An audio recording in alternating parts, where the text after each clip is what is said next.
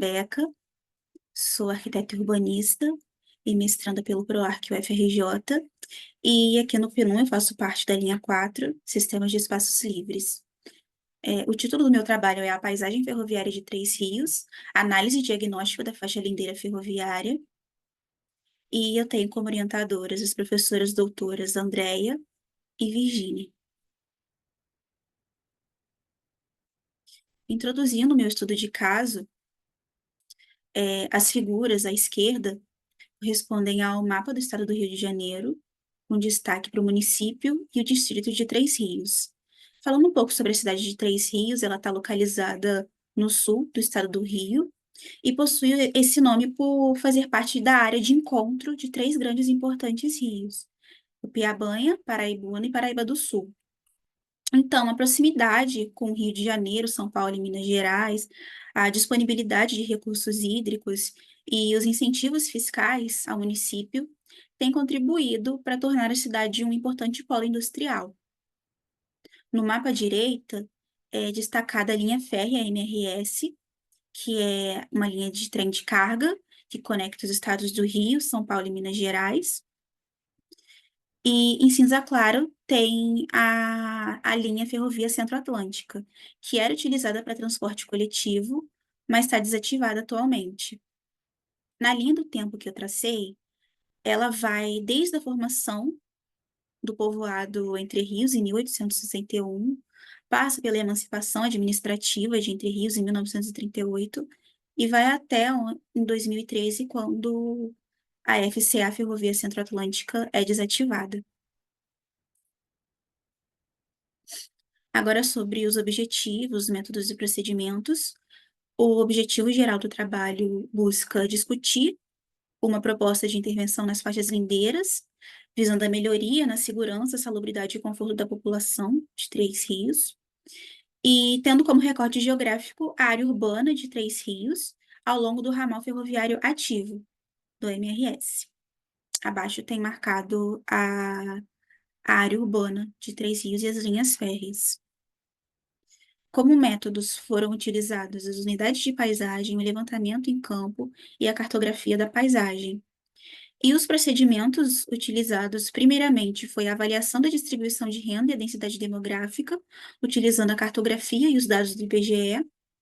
Depois, foram definidos os diferentes compartimentos e unidades de paisagem a partir da análise morfológica do terreno. E, em terceiro lugar, foi estabelecer as diretrizes de intervenção em nível microescalar. Agora, sobre os referenciais teóricos, a morfologia da paisagem para Magnoli é a resultante da interação entre a lógica própria dos projetos de suporte e a lógica própria dos processos sociais e culturais. Em relação às unidades de paisagem, Silva diz que elas são definidas em função das relações estabelecidas entre as formas de uso e ocupação do solo, as centralidades urbanas, relevo e sistemas hídricos em relação socioespacial e econômica com a ferrovia. Em relação à cartografia, Simon diz que é uma prática social intrinsecamente humana e que o mapa não é apenas um produto final, mas um processo contínuo de mapeamento. Sobre os dados fornecidos pelo IBGE, o primeiro mostra a densidade habitacional por hectare e o segundo, a distribuição de renda na área urbana da cidade. Levando os dois mapas em consideração, fazendo uma análise e comparação entre os dois, eu pude observar que essa área central, que concentra, a área central é essa área de interseção entre as linhas férreas também, concentra as maiores rendas e coincide com a maior densidade populacional. E isso também ocorre ao longo dessa linha férrea. E a partir dos mapas anteriores, foi possível desenvolver o mapa de natureza das intervenções.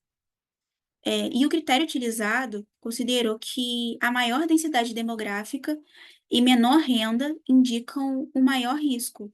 Isso resultou em três categorias de prioridade para a intervenção, que podem ser observadas no diagrama. Primeiramente, a baixa prioridade, que seriam intervenções objetivando o conforto. de média prioridade objetivando salubridade e alta prioridade objetivando segurança.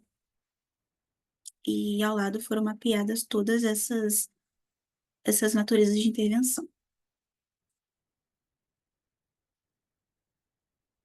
A próxima etapa foi de análise da paisagem na macroescala. E ela foi baseada nessa análise das características físicas e antrópicas.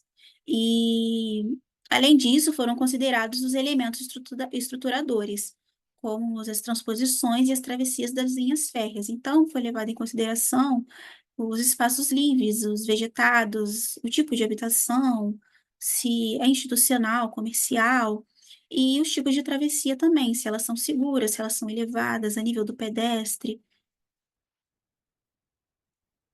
enfim. A partir das análises anteriores, foi possível compartimentar a paisagem em 8 compartimentos e 24 unidades de paisagem, levando em consideração todas essas características econômicas, sociais, uso, ocupação do solo, que já foram citadas.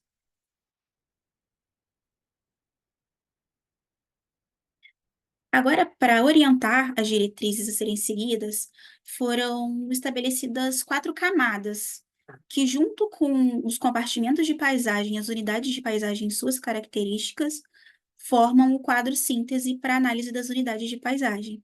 Então, esse quadro é composto pelos compartimentos e as unidades de suas características, a prioridade de intervenção, que é a natureza de intervenção, as vulnerabilidades, as estratégias, que seriam as sugestões de intervenção, e as diretrizes projetuais. Aqui eu trouxe um exemplo prático a partir do compartimento 1 e a unidade de paisagem 3, e no